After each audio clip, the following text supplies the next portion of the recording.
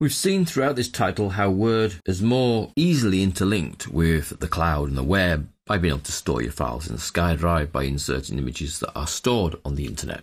But we can go one step further by actually using Word as your editor for blogs. And it's all set up internally to do this. You simply need to have a blogging site that is supported.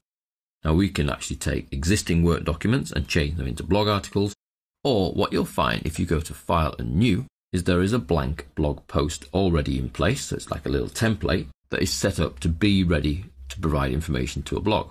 So if I choose that, and then I can create a document using it, you'll find that I'm actually looking at a blog post. I have a blog post toolbar instead of the normal Word home ribbons, etc.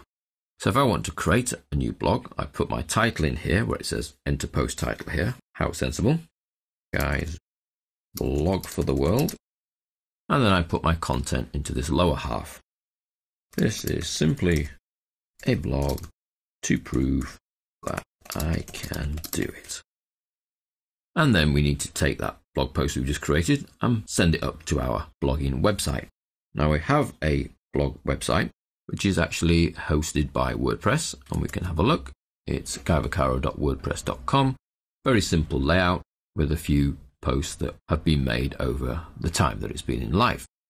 But what we need to do now is take our little blog and post it on that particular blog site. So we go to publish and then publish, and it tells me that I'm going to send unencrypted information across the internet. That's fine. I want to continue. Contacting blog provider, and it says this post was published to Guy Vaccaro, today's date and time. If I then go round to the blog site and refresh, I'll find that that's the latest blog, Guy's blog for the world. This is simply a blog to prove that I can do it. Now, obviously, that was made to look very simple. Before you can actually publish a blog, you would need to set up your account.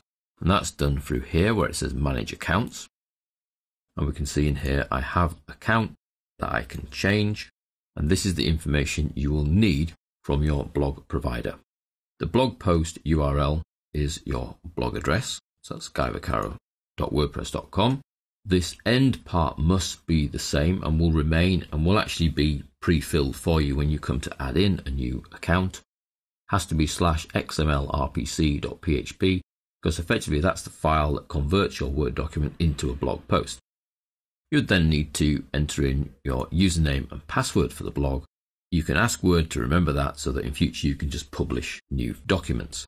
So if I say OK, it will always give me this warning about sending passwords unencrypted, but that's fine for our purposes. Contacting blog provider, and this is just really to verify my username and password. Account successful, thank you. If I want to add a new account, I simply click new. The blog provider I use must be one of these. Now, WordPress is pretty common and free. And then next, and you'll see it's the same dialog box we just saw, but blank. And you simply enter your blog address in here, username, password. Ask it to remember the password if you wish. If you share the machine with someone else, then that's probably not a good idea, but if it's your own machine, then that's fine. OK, and then you will have a blog account completed. Now you will be prompted for this information if you attempt to publish a blog post when you don't have a blog account. Cancel and close, and that's my first blog.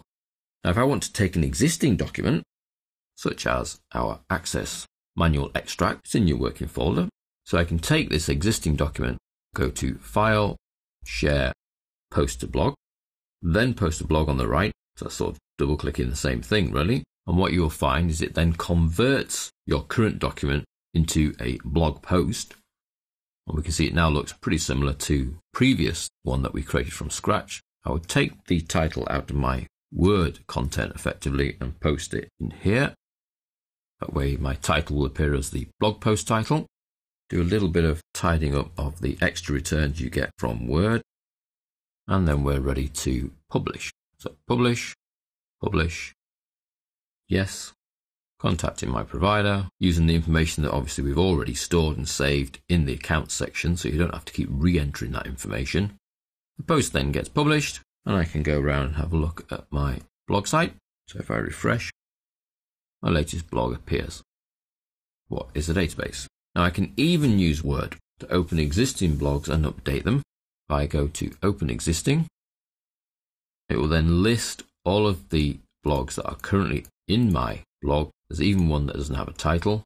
So I could choose the Hello World one, which is probably the very first one I put in. Now this box that keeps asking me about the password being sent back and forth, I can put a little tick in, don't show this message again. And that's probably recommended on your own machines because it could get annoying, as it does. So here we are. Hello world, welcome to WordPress. This is your very first blog. So that's not even my blog, that's the default one given to me by WordPress. So I can make a change to that. This is now Guy running the show. Publish. And you see that the post then changes to this post was republished rather than published. Background at the blog, I would need to go all the way back to the beginning and refresh to find the Hello World one. There it is. Posted in August 2012. This is now Guy running the show. So it shows my update that I've just done from Word. So that's using Word not only to publish new blog posts on your blog, but take current Word documents and publish them on your blog, and even edit current blog posts within your blog. That's a great offline tool for updating online content.